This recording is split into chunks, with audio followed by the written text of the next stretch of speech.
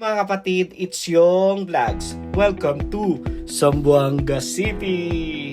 Yan po yung umuwi ako last year, October. 2 years din po ako hindi nakauwi sa amin. Ang kasama ko po ngayon ay ang pinakamaganda at pinakamamahal kong babae sa buong mundo, ang mama ko.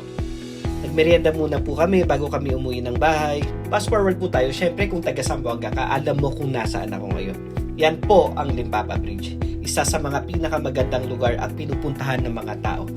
O, di ba ang ganda? Kaya hindi makakalabas sa akin yan. Dapat may video ako habang naglalakad dyan sa Limpapa Bridge. Tapos yan, umalis na po kami kasi meron pa kaming pupuntahan na ilog malapit lang din sa bridge yun.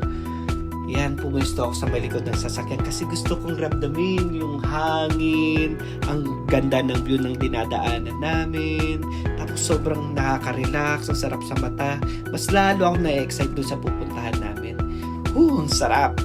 Syempre, pag nasa outing, dapat may pagkain.